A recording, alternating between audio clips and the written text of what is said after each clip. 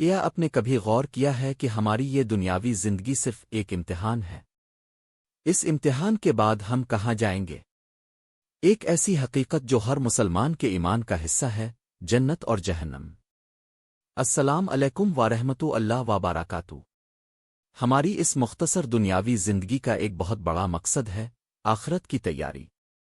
آج ہم بات کریں گے جنت کی نعمتوں اور جہنم کے ہولناک عذابوں کی، جیسا کہ ہمارے پیارے نبی کریم صلی اللہ علیہ وسلم نے ہمیں سکھایا۔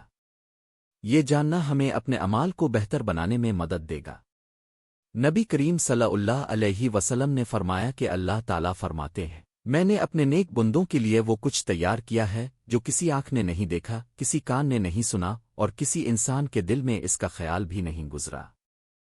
تصور کیجئے ایک ایسی جگہ جہاں کوئی غم نہیں، کوئی تھکاوٹ نہیں، کوئی بیماری نہیں اور نہ ہی کوئی بڑھاپا ہے۔ جنت میں ایسی نعمتیں ہیں جن کا ہم تصور بھی نہیں کر سکتے۔ وہاں دودھ، شہد، پاکیزہ شراب اور صاف پانی کی نہریں بہتی ہوں گی۔ وہاں پر ہر وہ چیز موجود ہوگی جس کی انسان خواہش کرے گا۔ نبی کریم صلی اللہ علیہ وسلم نے فرمایا کہ جنت میں داخل ہونے والا کبھی محروم نہیں رہے گا، اسے ہمیشہ کی نعمتیں ملیں گی۔ جنت کا سب سے بڑا انعام کیا ہوگا؟ اللہ تعالیٰ کا دیدار۔ یہ وہ عظمت ہے جس کے مقابلے میں جنت کی باقی تمام نعمتیں ہیچ لگیں گی۔ یہ اللہ کا فضل ہے جو وہ اپنے نیک بندوں کو عطا فرمائے گا۔ لیکن جہاں جنت کی نعمتیں ہیں، وہاں جہنم کے سخت عذابت کی تنبیہ بھی ہے۔ یہ صرف ڈرانے کے لیے نہیں بلکہ ہمیں گناہوں سے بچانے کے لیے ہے۔ نبی کریم صلی اللہ علیہ وسلم نے فرمایا کہ تمہاری دنیا کی یہ آگ جہنم کی آگ کا 77واں حصہ ہے۔ تصور کیجئے اس آگ کی شدت کا۔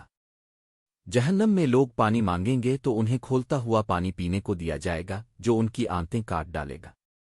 ان کا کھانا زقوم کے کانٹے دار درخت سے ہوگا جو نہ تو بھوک مٹائے گا اور نہ جسم کو طاقت دے گا۔ جہنم کا سب سے ہلکا عذاب یہ ہوگا کہ ایک شخص کو آگ کے 2 جوتے پہنائے جائیں گے جس سے اس کا دماغ کھولے گا۔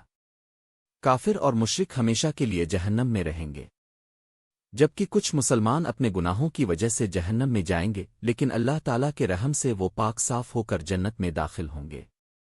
یہ ہمیں گناہوں سے بچنے اور توبہ کی اہمیت کو سمجھاتا ہے۔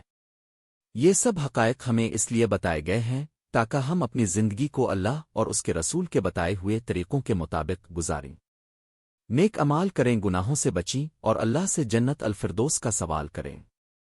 اللہ ہمیں جنت کا حقدار بنائے اور جہنم کے عذاب سے بچائے، آمین۔ اگر آپ کو یہ ویڈیو پسند آئی ہو تو اسے لائک کریں اور اپنے دوستوں کے ساتھ شیئر کریں۔ ہمارے چینل کو سبسکرائب کرنا مت بھولیں تاکہ آپ کو ایسی مزید معلوماتی ویڈیوز ملتی رہیں۔